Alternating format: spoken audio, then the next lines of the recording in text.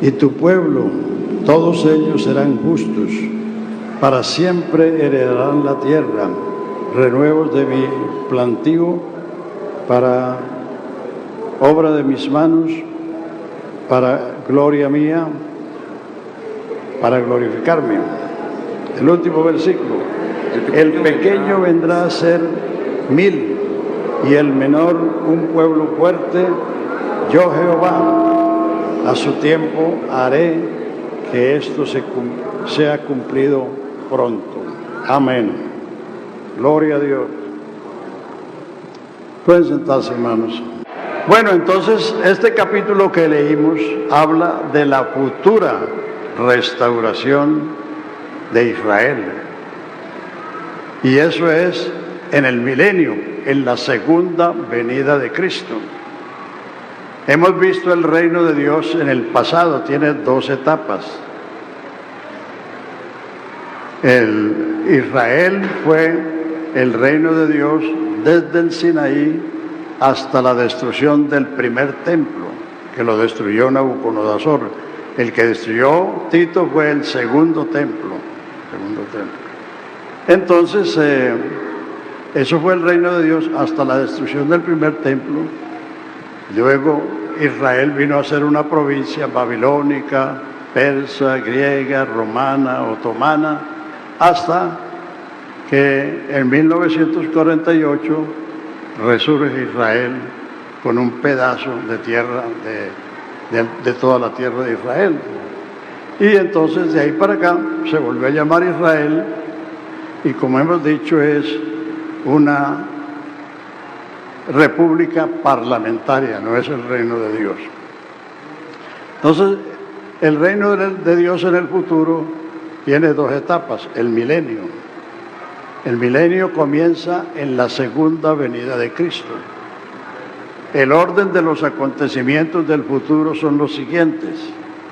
¿Qué es lo que espera la iglesia?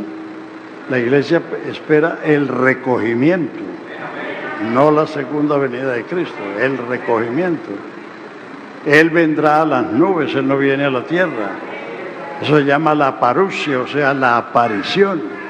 Y Él con voz de mando, con voz de trompeta, convocará a su pueblo mediante resucitar los muertos en Cristo y transformarlos vivos, y juntos iremos a recibir al Señor, y así estaremos siempre con el Señor. Entonces, eso es lo que la iglesia espera. La iglesia no está esperando el anticristo, ni está esperando la gran tribulación. Si la iglesia estuviera esperando el anticristo y la gran tribulación, sería una esperanza terrorífica. Y la esperanza cristiana es una esperanza bendita, gloriosa, bienaventurada. Porque estamos esperando a aquel que nos salvó, nos redimió con su sangre, nos hizo pueblo suyo, nos hizo iglesia suya, nos hizo hijos suyos. Eso es lo que espera la iglesia. En 2 Tesalonicenses capítulo 2 dice, vamos a ver capítulo 2 de 2 Tesalonicenses, póngalo ahí en el capítulo, en la pantalla. Ahí hay 3 acontecimientos. 2 de Tesalonicenses capítulo 2.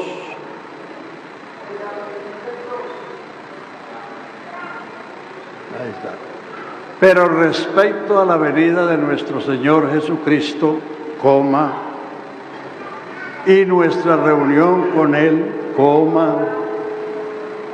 os rogamos, hermanos, que no os dejéis mover de vuestro modo de pensar, ni os conturbéis, ni por espíritu, ni por palabra, ni por carta nueva, como si fuera nuestra, en el sentido de que el día del Señor está cerca.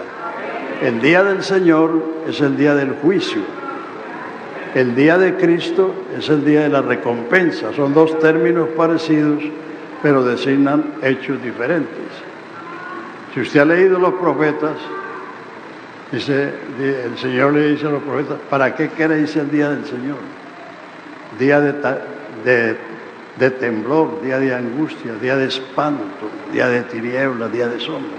Es el día cuando Él viene a juzgar. El día de Cristo es cuando Él aparezca para llevar su iglesia. El que comenzó en nosotros la buena obra la perfeccionará hasta el día de Jesucristo.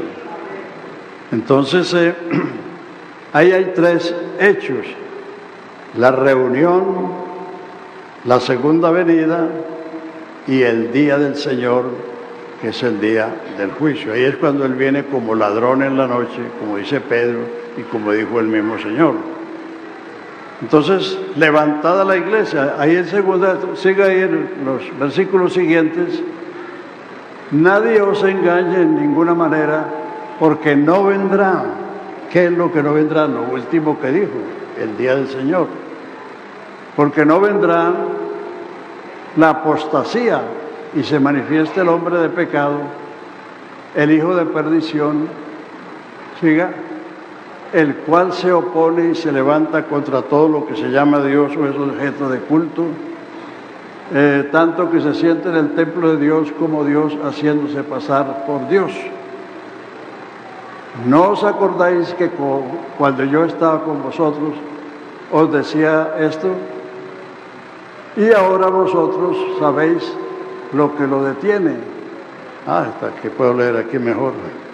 Lo que lo detiene, a fin de que a su debido tiempo se manifieste, porque ya está en acción el misterio de la iniquidad, solo que hay quien al presente lo detiene, hasta que él a su vez sea quitado de en medio, y entonces se manifestará aquel inicuo, a quien el Señor matará con el espíritu de su boca y destruirá con el resplandor de su venida.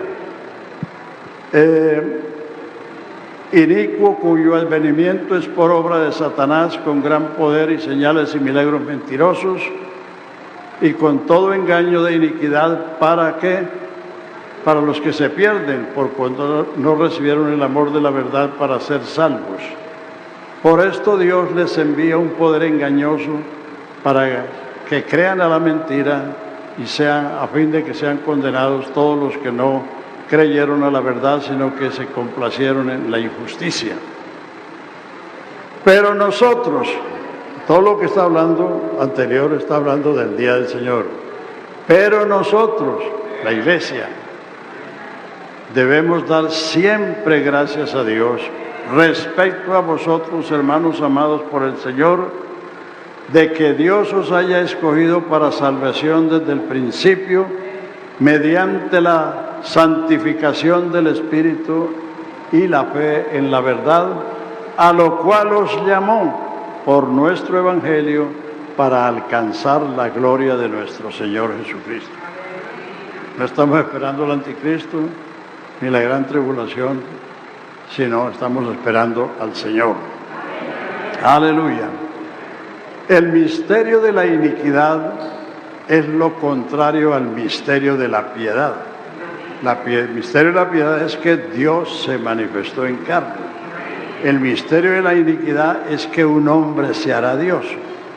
Como no lo puede hacer por sí mismo, lo va a hacer por operación de Satanás.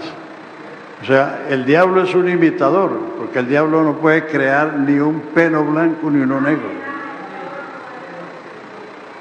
Él es un imitador. Entonces, como el Espíritu de Cristo estaba en los profetas, o sea, Dios, que es Espíritu, fue el que se manifestó en el Antiguo Testamento y prometió, y en el cumplimiento del tiempo, ese Espíritu se manifestó en carne. Entonces el diablo pretende hacer lo mismo, a través de un hombre hacerse Dios. Pero como le es imposible, lo va a hacer por operación de Satanás. O sea, el diablo se va a encarnar en un hombre. Y la gente va a terminar creyendo en un hombre. En los años 60 y 70, cuando el comunismo estaba en apogeo, la gente pensaba que todo el mundo iba a terminar siendo comunista, iba a terminar siendo ateo. Pero Al comunismo le pasó lo del dicho popular: no hay mal que dure 100 años, ni cuerpo que lo resista. Apenas duraron 70 años. Solamente en Cuba, que son más necios que la mujer de Garabato, siguen siendo comunistas. Sí. No sé si saben por qué hay ese dicho.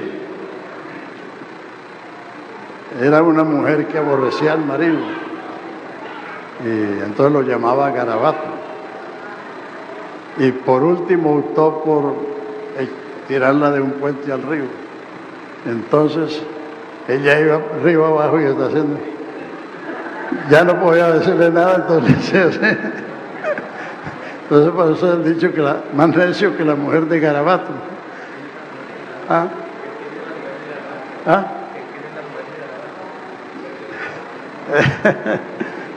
Entonces, pero el mundo va terminando creyendo en un hombre.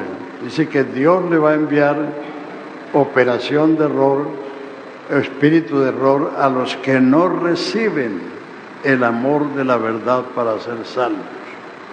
Porque esto no solamente hay que oírlo, creerlo, sino amarlo.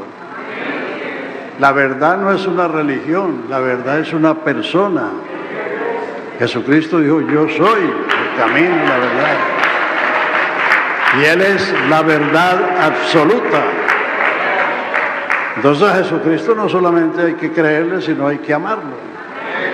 Y los que no reciben el amor de la verdad para ser salvos, Dios les va a enviar un espíritu de error para que crean la mentira y sean condenados con todos los que no amaron. Por eso ahí donde leímos en Isaías 60, hablando de la futura restauración de Israel, dice: levántate, resplandece, porque ha nacido tu luz y la gloria de Jehová ha nacido sobre ti. Porque he aquí que tinieblas cubrirán la tierra y oscuridad las naciones, mas sobre ti amanecerá Jehová y sobre ti será vista tu gloria. Al mundo le esperan días sombríos, oscuros, terribles. Por eso los profetas dicen, desde Isaías hasta Malaquías, dice: ¿para qué queréis el día del Señor? Día de espanto, día de terror, día de nublado, día de sombra. Eso va a venir por el mundo. Pero para Israel nacerá la luz, la restauración. Todo ese capítulo habla de eso, y los capítulos que siguen, 61, 62, hablan de esa futura restauración. Entonces, una vez que el Señor levante su iglesia, se manifestará el anticristo. Él no se ha manifestado porque hay algo que lo impide, que es la presencia de Dios en la iglesia. Una vez que la iglesia sea levantada, el Señor se va con ella. Entonces el mundo quedará en la oscuridad y vendrán los terribles acontecimientos que habla el libro de Apocalipsis y que hablan los libros de los profetas. Entonces comenzará el reino del anticristo, que son 7 años. Los primeros 3 años y medio será el apogeo del anticristo. Eso está figurado en los 4 caballos que hay en el capítulo 6 de Apocalipsis. Dice que cuando se abrió el primer sello, salió un jinete en un corcel blanco con una corona para vencer y con un arco, no con espada, sino con un arco.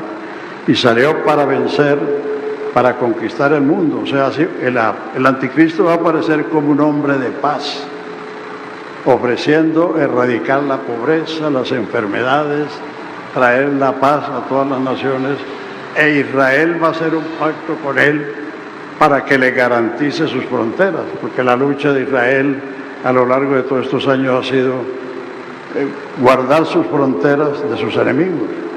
Entonces el anticristo va a hacer eso, es un hombre que va a aparecer con la inspiración del diablo y ofrecerá lo que él no puede ofrecer y lo que sí va a ofrecer Cristo. Entonces, los primeros 3 años y medio son el apogeo. Ese caballo blanco es la aparición. Luego viene un caballo rojo y el jinete con una espada y una voz que dice que se maten los hombres. Viene la guerra.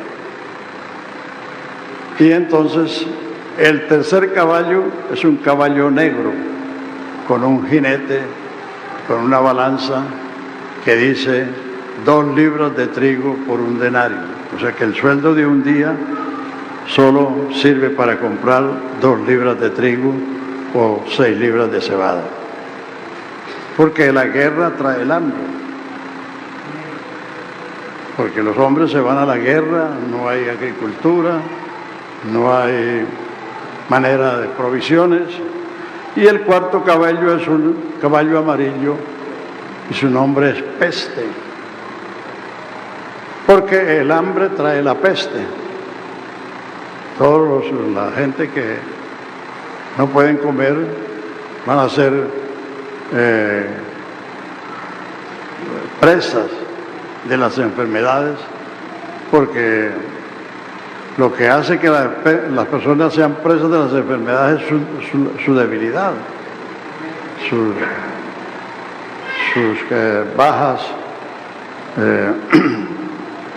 bajas condiciones. Entonces esos son los primeros 3 años y medio. Y luego los otros 3 años y medio es el derramamiento de las copas de la ira de Dios sobre el mundo. Hay 7 trompetas que lo tocarán 7 ángeles y cada uno producirá un derramamiento de un tazón de la ira de Dios sobre el mundo, pero ya la iglesia no está aquí. O sea que la iglesia no es el edificio, la iglesia somos nosotros. Esto, quién sabe qué cuartel hará el anticristo de esto. Pero nosotros nos vamos con el Señor. Entonces, la segunda venida de Cristo, que está descrita en Apocalipsis 19, que viene montado en un caballo blanco, con una corona y con una espada. Esa es la segunda venida de Cristo. O sea, el anticristo quiso imitar, pero siempre le falla, porque en lugar de espada traes un arco.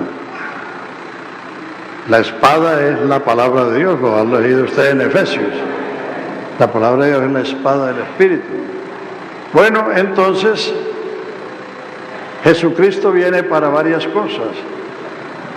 O sea que, así como la primera venida de Cristo fueron 33 años, desde su concepción milagrosa hasta su ascensión al cielo después de la resurrección fueron 33 años.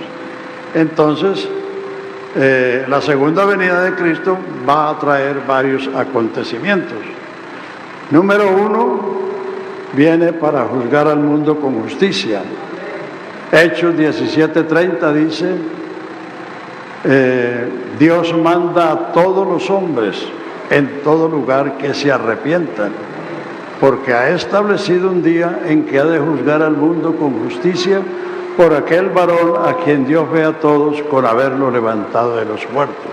O sea, la resurrección de Jesucristo dio o debe dar fe a todos, porque Él es el único que venció la muerte.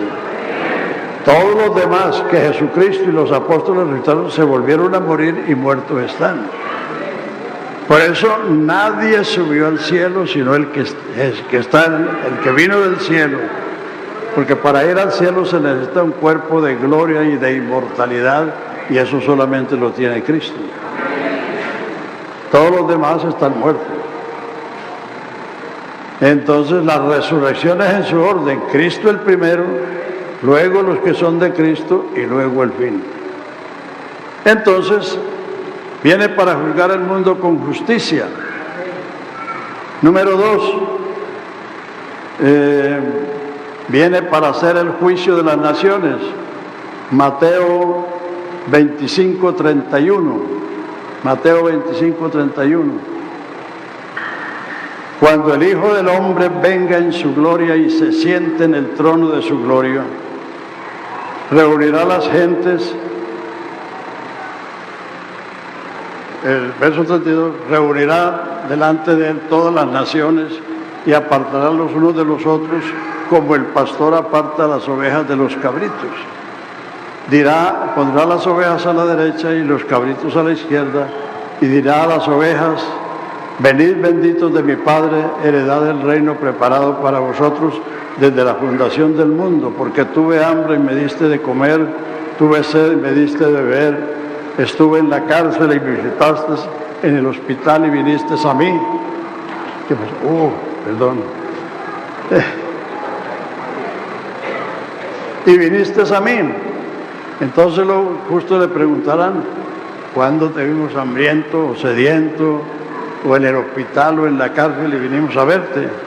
Dice: por cuanto lo hiciste a uno de estos mis hermanos, a mí lo hiciste.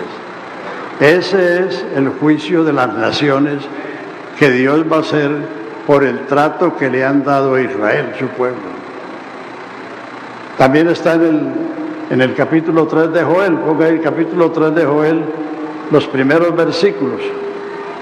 Ese es el juicio de las naciones por el trato que las naciones le den a Israel en la gran tribulación.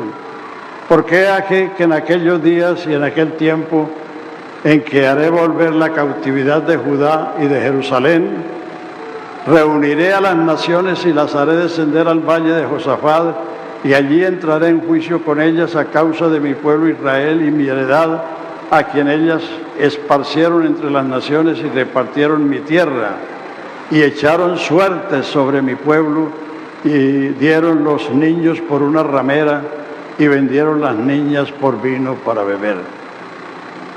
Eso hicieron las naciones que invadieron a Israel y así trataron a Israel.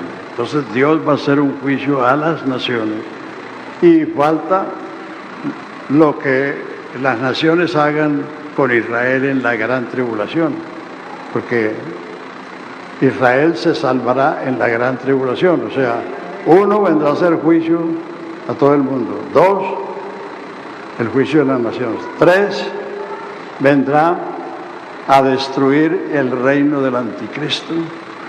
4, a salvar a su pueblo, Israel. No, nosotros ya estaremos salvos hace rato. Zacarías 14, los primeros versículos.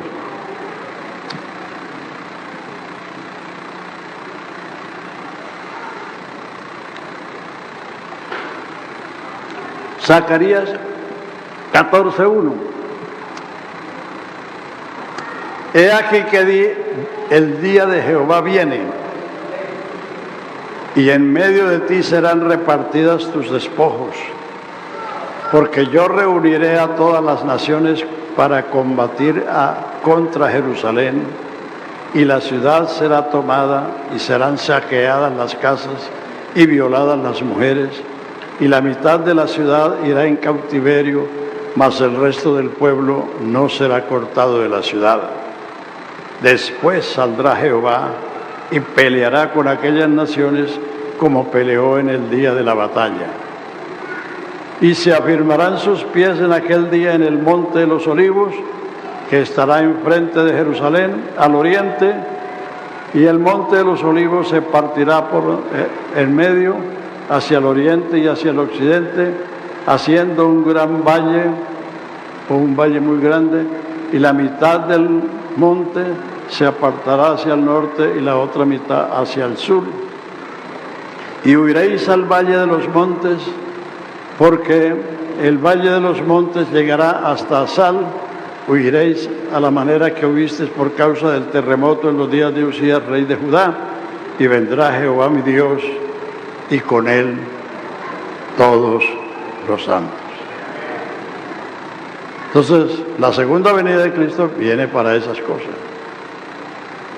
Pero nosotros no estamos esperando la segunda venida, sino el recogimiento.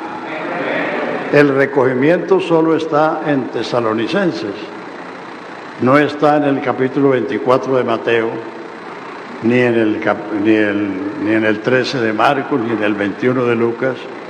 Ese discurso profético lo dio a Israel, no a la iglesia. Ese discurso se lo dio y con él se despidió de Israel. La iglesia no había nacido, la iglesia nació 53 días después de la resurrección de Cristo. Entonces el sermón profético responde a unas preguntas. El capítulo 23 de Mateo está Jesús en el templo censurando a los escribas y fariseos por sus interpretaciones de la ley y por su conducta respecto a la ley. Ay de vosotros, escribas y fariseos, que diezmáis la menta, el comino y el eneldo, y demás dejáis lo más importante, la justicia, la misericordia y la fe. Esto era necesario hacer y no dejar de hacer lo otro. Pero ellos solamente eran celosos de diezmar hasta esas semillas tan pequeñas. Entonces, ese capítulo termina en el verso 37 que dice: Jerusalén, Jerusalén, que matas a los profetas y apedreas a todos los que son enviados a ti. ¿Cuántas veces quise juntar tus hijos como la gallina junta sus polluelos debajo de sus alas y no quisiste? Por tanto, síganlo el otro, por tanto, he aquí, vuestra casa será dejada desierta, y de cierto os digo que no me veréis más hasta que digáis: bendito el que viene en el nombre del Señor. O sea, los israelitas no volvieron a ver a Jesús después de la cruz. Los discípulos sí. Un poquito y no me veréis, un poquito y me veréis, porque yo vivo, vosotros también viviréis. Entonces él salió del templo, capítulo 24, salió del templo y los discípulos quisieron impresionarlo con el templo. Digo, mira qué templo, mira qué obras. El templo de Herodes era una de las maravillas del mundo. Pero ¿qué le dijo él? De cierto digo que no quedará piedra sobre piedra que no sea derribada.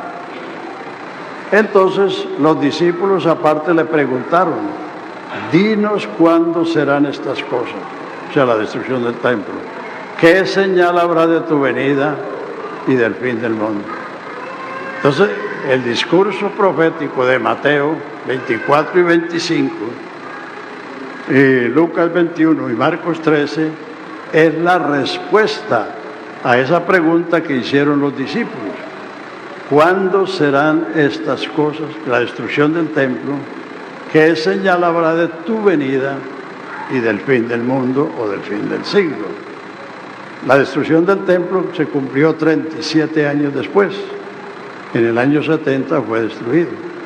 Las otras cosas se refieren a su segunda venida y al juicio final.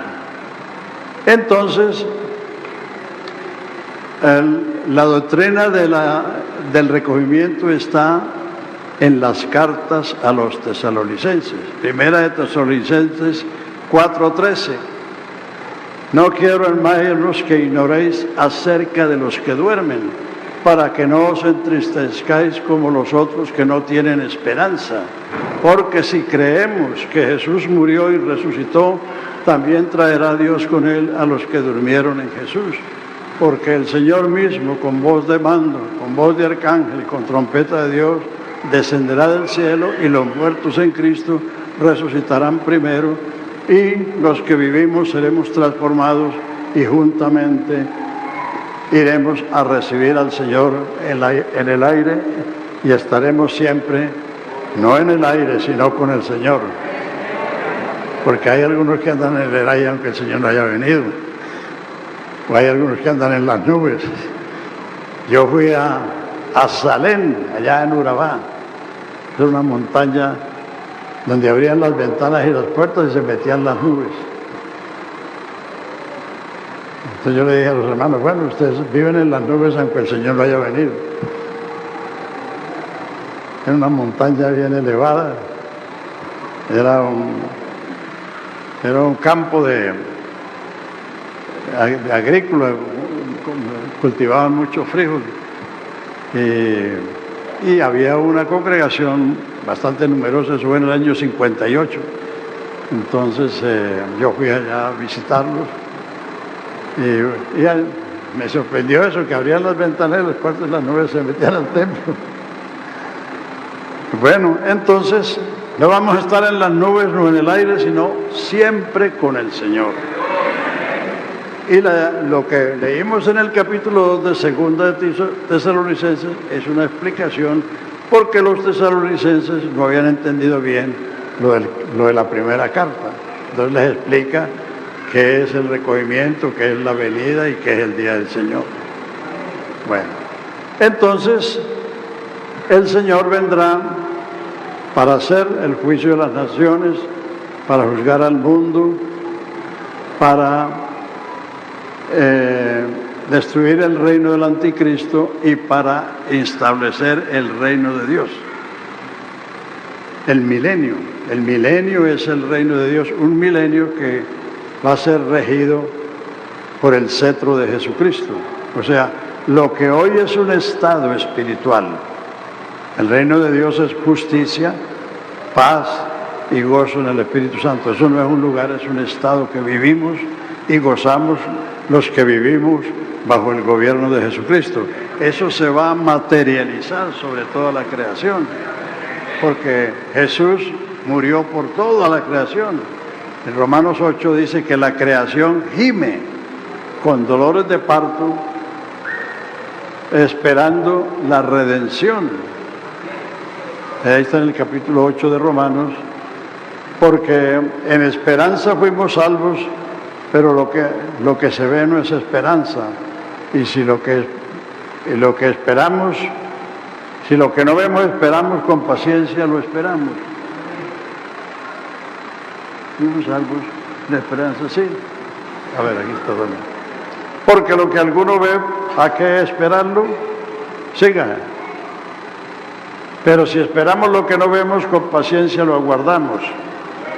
De igual manera el Espíritu nos ayuda en nuestra debilidad, pues ¿qué hemos de pedir como conviene? No lo sabemos, pero el Espíritu mismo intercede por nosotros con gemidos indecibles. Entonces la creación va a ser redimida, como dice allá en el capítulo 11 de Isaías. 11 de Isaías. He aquí que un vástago retoñará. He aquí. 11 de Isaías. Capítulo 11 de Isaías. Saldrá una vara del tronco de Isaí. Isaí es el padre de David. Y un vástago retoñará de sus raíces. Reposará sobre él el espíritu de Jehová, espíritu de sabiduría, espíritu de inteligencia, espíritu de consejo y de poder, espíritu de conocimiento y de temor de Jehová. Y hará entender diligentemente en el temor de Jehová, no juzgará según la vista de sus ojos, ni arguirá por lo que oiga en sus oídos, sino que juzgará con justicia a los pobres y arguirá con equidad a los mansos de la tierra, y herirá la tierra con la vara de su boca, y con el espíritu de sus labios matará al impío. Y será la justicia cinto de sus lomos, y la fidelidad señor de su cintura, y morará el lobo con el cordero, y el leopardo con el cabrito se acostará, el becerro y el león y la bestia doméstica andarán juntos, y un niño los pastoreará. La vaca y la osa pasarán, sus crías se echarán juntas, y el león como el buey comerá paja. El niño de pecho jugará sobre la cueva del áspid, y el recién destetado extenderá su mano sobre la caverna de la víbora. No harán mal, ni dañarán en todo mi santo monte, porque la tierra será llena del conocimiento de Jehová, como las aguas cubren la mar. Ese es el reino presidido por Jesucristo. Ese es el reino que anuncian los testigos de Jehová, el nuevo mundo. Pero ellos están anunciando la tercera parte y no han entrado por la primera. El que no naciere otra vez no puede ver ni entrar en el reino de Dios. Ellos están predicando el futuro, pero el presente no se han arrepentido, no se han convertido, porque para arrepentirse y convertirse hay que predicar a Jesucristo.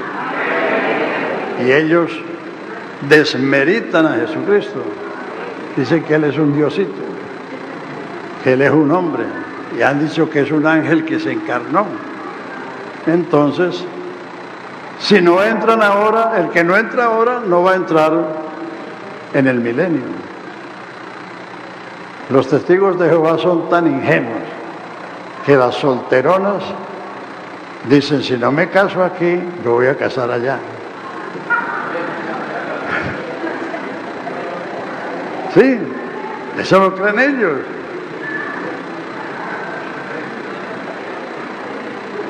Cuando llegan los testigos de Jehová a mi casa, yo los invito y les digo, ¿ustedes quieren oír otra versión del reino?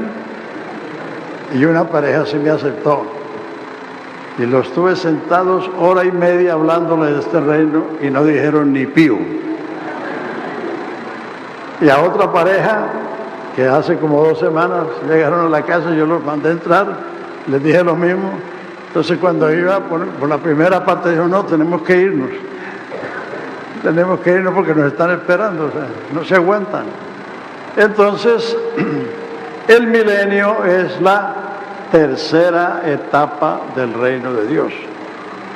La gente va a entrar al milenio en cuerpos humanos. Ellos van a cultivar la tierra, van a sembrar, van a cosechar, van a construir casas, van a engendrar hijos. Es un milenio de justicia, de paz y de prosperidad que el mundo no ha visto. Es la utópica idea de los políticos de tener una Colombia en paz, en prosperidad, con toda la riqueza. Eso nunca lo hará el hombre porque el hombre es pecador, el hombre es injusto. Solo bajo el cetro de Jesucristo se dará eso. Y Él nació con el cetro. Os ha nacido en la ciudad de David un Salvador que es Cristo el Señor. ¿Dónde está el Rey de los judíos que ha nacido? Porque su estrella hemos visto y venimos a adorarlo. Él nació con el cetro. Y ahora Él está ejerciendo ese reinado sobre los que le reciben. A todos los que le recibieron, a los que creen en su nombre, les dio potestad de ser hechos hijos de Dios. Entonces hay que recibir a Jesucristo para recibir el reino y entrar en él. Entonces, la iglesia, como aprendimos ahí en las parábolas de Mateo, ahora la iglesia es primero e Israel es después. Entonces aquí en el 60 de Isaías está hablando de la gloria futura de Israel. Cuando tinieblas cubrirán la tierra, pero sobre ellos resplandecerá Jehová. Y ojalá que lo vuelvan a leer y coman, saboreen todo lo que dice de esa futura gloria que va a tener Israel. Entonces ese milenio terminará. En ese milenio no habrá ningún motivo para pecar, porque el diablo estará encerrado en el abismo. Los árboles darán su fruto en su tiempo. Las hojas serán para medicina de las naciones. Y como dice, no habrá pavor de los animales hacia el hombre, ni de los hombres hacia los animales. Esa es la restauración que dijo Pedro en el capítulo 3 de los Hechos, es menester que el cielo tenga a Jesucristo hasta los tiempos de la restauración de todas las cosas que Dios habló por boca de sus santos profetas. O sea, Jesucristo está en el cielo, viene por su iglesia, se la lleva y después viene con su iglesia a materializar su reino sobre toda la creación. Y va a regir las gentes con vara de hierro. El que haga el pecado en esa, le cae la vara enseguida. El pecador de 100 años será maldito. El niño será de 100 años. O sea, se volverá como en la antigüedad, que había que tener 200 años, 300 años para engendrar un hijo. Eso es lo que se llama la restauración de todas las cosas que Dios habló por boca de sus santos profetas, que están especialmente en el libro de Isaías, en el libro de Ezequiel, y que Pedro lo mencionó en su segundo mensaje en el capítulo 3 de los Hechos. Bueno, entonces, este milenio termina y el diablo será suelto. ¿Por qué? La gente dice, bueno, ¿y por qué después de tanta cosa, qué va a soltar al diablo? Porque en ese milenio la gente no ha tenido ningún motivo de tentación. El diablo estará encerrado en el abismo. No habrá nada externo que induzca a la gente a pecar. Pero la gente entrará en el milenio como estamos nosotros hoy, salvos, pero en cuerpos mortales. El que la haga, la paga. Entonces, al fin del milenio, el diablo será suelto y saldrá para engañar a las naciones. Saldrá para levantar una subversión contra el gobierno de Cristo que está en Jerusalén. Como leíamos en Isaías 2, el monte de Sión será puesto como cabeza de todos los montes, y las naciones dirán, venid, subamos a la casa de Jacob, porque Él nos enseñará sus caminos, porque de Sión saldrá la ley y de Jerusalén la palabra de Jehová. Jerusalén va a ser la capital del mundo. Así que la iglesia no puede ser anti-israelita o antisemita, porque nuestro Salvador es judío. Él le dijo a la samaritana, vosotros adoráis lo que no sabéis, nosotros adoramos lo que sabemos, porque la salvación viene de los judíos y el Salvador es judío. No podemos ser antisemitas. Tenemos que orar por la paz de Jerusalén, tenemos que orar por Israel. Hay que distinguir entre lo que es Israel y lo que es el judaísmo. Dios hizo un pacto con Israel y le hizo promesas, por eso van a ser restaurados. El judaísmo son las interpretaciones de los rabinos que desde el cautiverio babilónico ellos comenzaron a transmitir las interpretaciones, eso se llama el Talmud, que son unos volúmenes mayores que la Biblia. Eso primero lo hacían oralmente, pero después los comenzaron a escribir y como digo son volúmenes mayores que la Biblia, pero el Talmud es un libro blasfemo. No, lo que dicen de Cristo uno no lo puede repetir porque estaría blasfemando. Lo más leve que dice ese libro es que María era una prostituta entre carpinteros. Eso es lo que dice ese libro.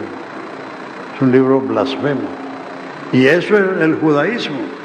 O sea que el judaísmo es unas enseñanzas que han escrito rabinos aparte de la Escritura, las interpretaciones que ellos le han dado a la Escritura. Pero es un libro blasfemo. Entonces, ese es el judaísmo. Entonces, Israel tiene promesas de restauración. Lea ahí en el capítulo 9 de Romanos.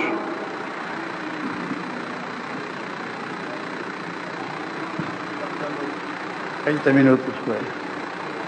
A ver. Verdad digo en Cristo, no miento, y mi conciencia me da testimonio en el Espíritu Santo que tengo gran tristeza y continuo dolor en mi corazón, porque deseara yo mismo ser anatema, o sea, maldito, separado de Cristo por amor a mis hermanos, los que son mis parientes según la carne. Por eso era que Pablo, donde quiera que llegaba, primero iba a la sinagoga a hablarle a sus paisanos, porque él tenía ese dolor y anhelaba, prefería que él se perdiera con tal que sus hermanos se salvaran. Que son israelitas, de los cuales son la adopción, la gloria, el pacto, la promulgación de la ley, el culto y las promesas. De los cuales, según la carne, vino Cristo. Sigue, hermano. De quienes son los patriarcas, de los cuales, según la carne, vino Cristo, el cual es Dios bendito por los siglos. Amén.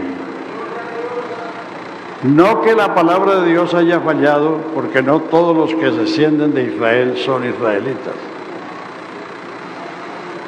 sino que ni por ser descendientes de Abraham son todos hijos, sino en Isaac te será llamada descendencia. Esto es, no los que son hijos según la carne son los hijos de Dios, sino los que son hijos según la promesa son contados como descendientes. Porque la promesa es esta: por este tiempo vendré y Sara tendrá un hijo. Y no solo esto, sino también cuando Rebeca concibió de uno de Isaac, de nuestro padre, pues no habían nacido aún, ni habían hecho bien ni mal, para que el propósito de Dios conforme a la elección permaneciese, no por las obras, sino por el que llama. Se le dijo, el mayor te servirá al menor. Perdón, pero creo que es el 11. Pase al capítulo 11 de Romanos.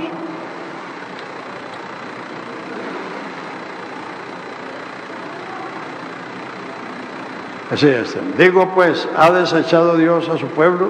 En ninguna manera. Porque también yo soy israelita, de la descendencia de Abraham, de la tribu de Benjamín. ¿No ha desechado Dios a su pueblo, al cual antes conoció? ¿No sabéis qué dice de Elías la Escritura?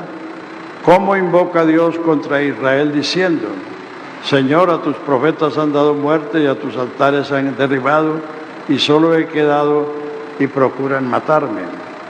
Pero ¿qué le dijo la divina respuesta? Me he reservado 7,000 hombres que no han doblado sus rodillas a Baal. Eso fue en los tiempos de Elías. ¿Ustedes saben eso?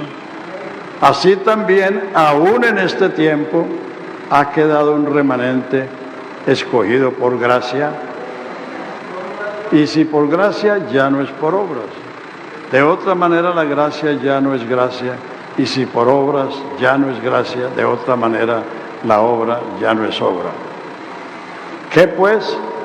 Lo que buscaba Israel no lo ha alcanzado, pero los escogidos sí lo han alcanzado, y los demás fueron endurecidos. O sea, los escogidos fueron los que se salvaron en el comienzo de la iglesia. Todos los primeros 7 capítulos de los Hechos, todos ellos eran israelitas, como 10,000, 120, 3,000, 5,000, la multitud de los sacerdotes que obedecían a la fe.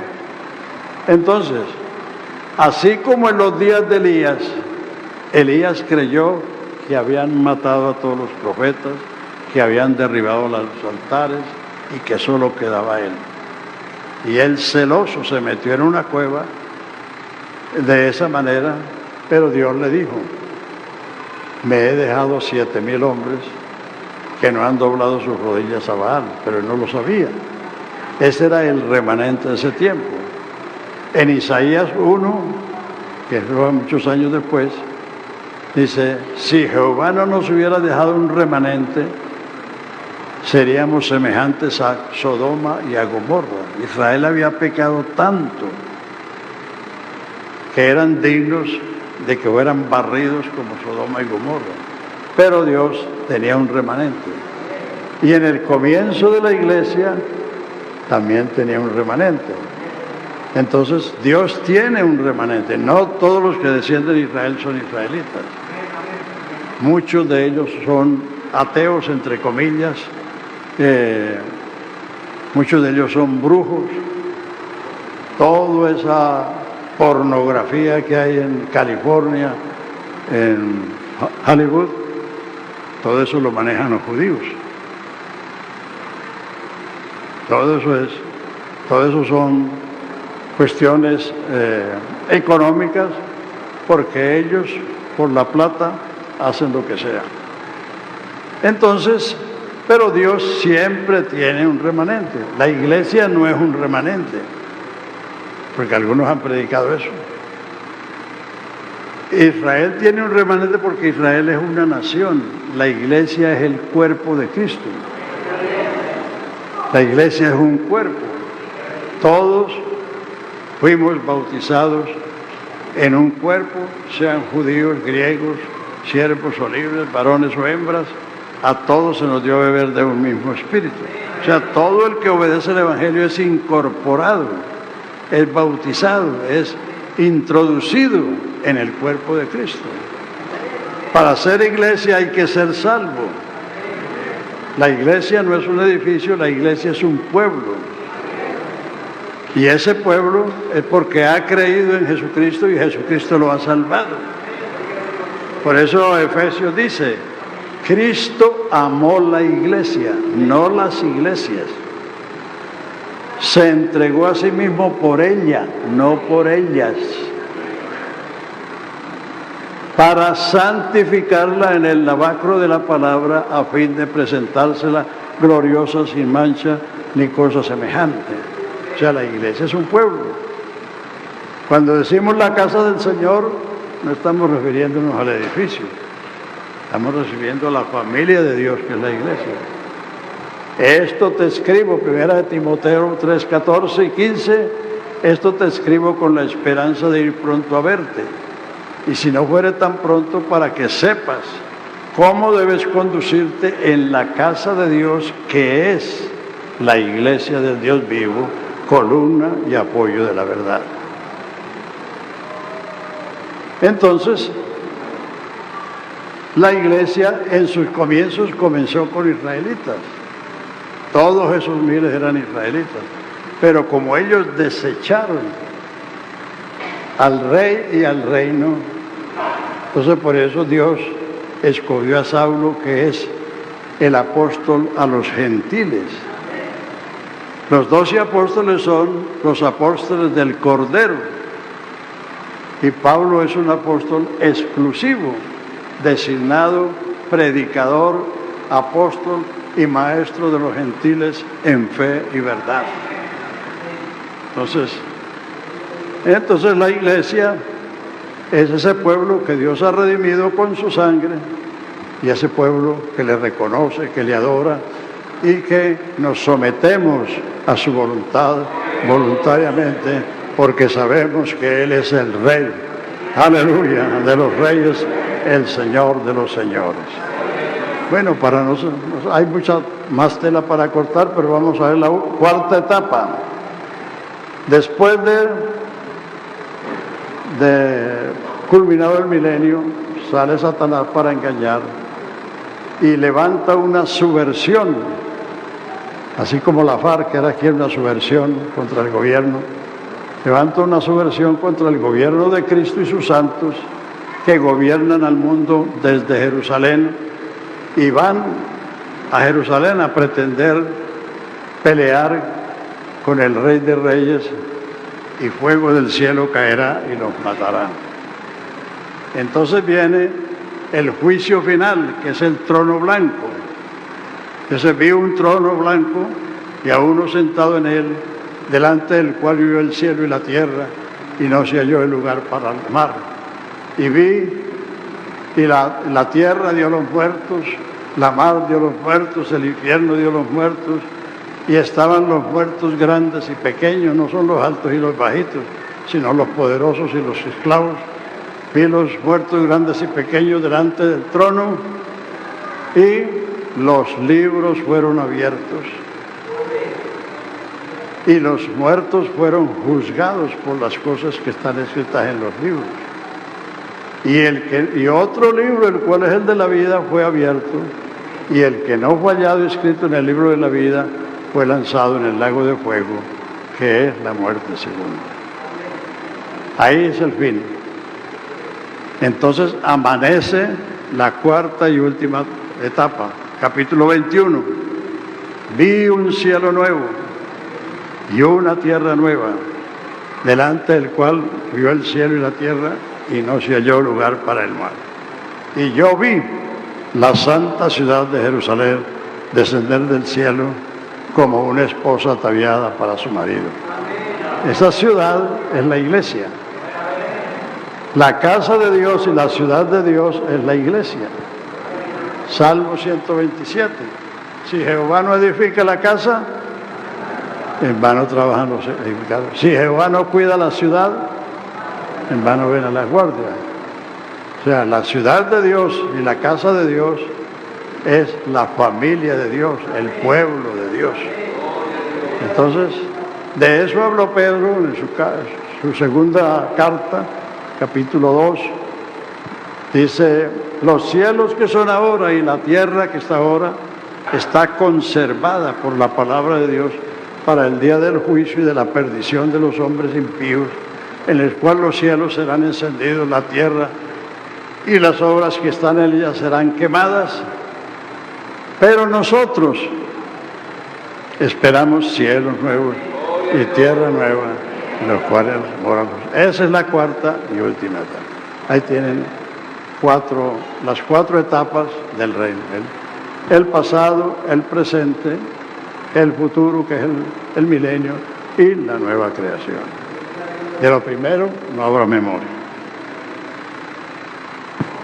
Porque las personas van a cambiar de estado. Fíjense que los peces no hay que matarlos. Si los saca del agua, se mueren. Porque ellos viven en el medio que nacieron. El hombre, que fue hecho del polvo, y que en el cuerpo humano están todos los elementos que hay en la tierra, necesita. El Salmo dice que la tierra fue dada a los hijos de los hombres. Y el hombre, para irse al espacio, tiene que llevarse los elementos de la tierra. Ya hay casas en el fondo del mar, pero el hombre tiene que llevarse los elementos de la tierra para vivir allá. Porque el hombre es terreno.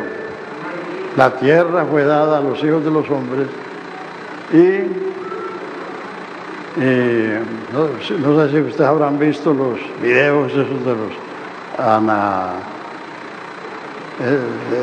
esos que están enseñando que una civilización que vino al mundo de un planeta fue la que formó al hombre, o que los ángeles se unieron a las mujeres y que de ahí salieron los gigantes. Todo eso es para desvirtuar la creación. La Biblia comienza con eso. En el principio creó Dios los cielos y la tierra. Creó Dios al hombre, varón y hembra los creó. No creó a Adán y a Esteban, sino a Adán y a Eva. Sí, eso está claro. Y eso es lo más hermoso, es lo más precioso. La mujer es lo más hermoso que Dios ha hecho. ¿Por qué? ¿Sabe por qué son hermosas?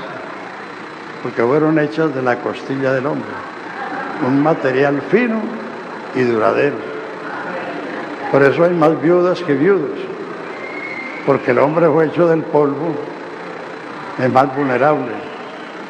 Pero la mujer fue hecha de la costilla del hombre, un material fino y duradero. Así que no sean vanidosas, porque nos deben la hermosura. Aleluya.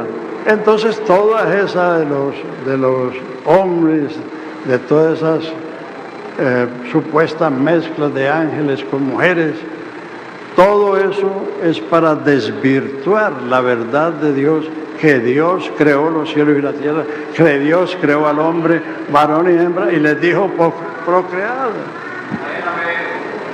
Y los que hemos tenido la bendición de tener un matrimonio feliz, de tener una mujer preciosa, ya yo cumplí 56 años de casado con la única. Porque eso lo hizo Dios y eso es lo más bueno que hay. No es bueno que el hombre esté solo. Así que gracias a Dios por eso. Entonces todas esas otras cosas que están apareciendo y que abundan ahí en el internet son maneras de desconocer lo que Dios ha hecho. Incluso la parte de la ideología de género, que uno no se explica cómo políticos, como este jefe negociador con los narcos, con los guerrilleros, el señor de la calle, que es un abogado, que es un político, que aspiran que sea presidente, dijo semejante barbaridad, que el hombre no nacía hombre ni la mujer nacía mujer, sino que se hacía mujer, que a los niños hay que preguntarle cuando están chiquitos, ¿usted quiere ser mujer o quiere ser hombre? Eso es una estupidez que no tiene tamaño. Sí. El hombre nace con cerebro masculino y la mujer nace con cerebro femenino. ¿Cómo saben los paleontólogos que están chequeando huesos de 100 o 200 o 300 años o más, que esos huesos son de mujer o son de hombre? Porque los huesos de la mujer son más delgados, pues son más finos, porque la mujer es más fina. Y los huesos del hombre son más gruesos. Simplemente miren la frente a un hombre y miren la frente a una mujer. La frente del hombre es más ancha que la frente de la mujer es más angosta. Eso no tiene nada que ver con inteligencia ni nada, sino que Dios hizo a la mujer con una estructura de mujer, y al hombre nos hizo con una estructura de hombre, con una frente de hombre, con un cerebro de hombre. Entonces eso de la ideología de género es una estupidez que yo no me explico cómo cabe en la mente de los políticos. Sí. Y todo eso se está diciendo para desvirtuar lo que Dios dice. Creó Dios al hombre varón y hembra. No fue que creó a Adán y a Esteban, no. La homosexualidad es una mentira. Nadie, absolutamente nadie, nace homosexual. Y les voy a dar un ejemplo. No creo que ustedes estén más cansados que yo. Yo no estoy cansado. Una mentira se repite muchas veces y la gente termina creyéndola. Les doy un ejemplo. Cuando Alemania perdió la Primera Guerra Mundial en 1918, Alemania, que ha sido el país cabeza en ciencia, en riqueza, en poder militar, estaban de capa caída. Porque después de una guerra no solamente queda la destrucción física, sino desmoralizada la gente. Entonces se levantó Hitler y les dijo una gran mentira. Se la repitió y se la repitió hasta que los alemanes se la creyeron, que ellos eran la raza superior y que por tanto, y entonces Hitler le arengaba a los jóvenes alemanes diciéndoles ustedes tienen que ser veloces como el galgo y duros como el acero. Y lo aclamaban con esas arengas que hacía Hitler. Y ellos levantaron una raza así, duros como el acero, sin sensibilidad humana. Ellos reclutaron jóvenes rubios de ojos azules, bien formados, y reclutaron muchachos de la misma talla y los pusieron a reproducirse, como un ganadero le pone unos toros de raza a 50 o 100 vacas, y los niños que salían con algún defecto los mataban, y eso los criaban los que hoy llamamos donde cuidan los niños, donde llamamos donde cuidan los niños, guarderías. Ellos habían cientos de niños atendidos por enfermeras, sin papá, sin mamá, porque eran fruto de un proyecto de hacer una raza superior. Solamente las rubias de ojos azules y los rubios de ojos azules podían emparentarse, y los demás había que eliminarlos. Y la Segunda Guerra Mundial murieron más de 50 millones de personas, y de los judíos fueron 6 millones de judíos que mataron. Hicieron experimentos con sus cuerpos, el cabello se lo cortaban a las mujeres para hacer cepillos, y hicieron, entonces ojalá que se lean esa historia o la vean en internet para que vean las atrocidades que produjo esa gran mentira, que había una raza superior y que lo demás era digno de acabarlo.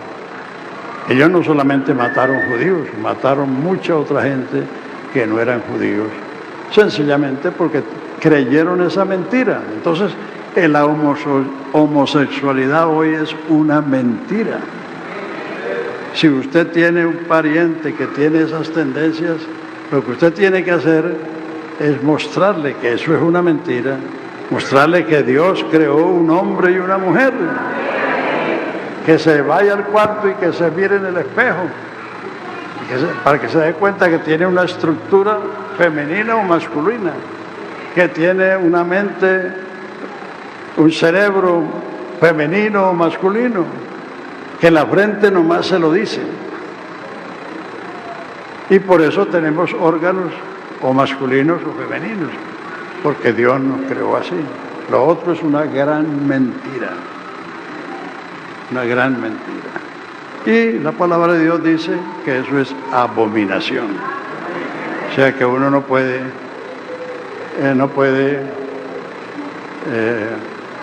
asociarse con eso o defender eso, porque es defender la mentira.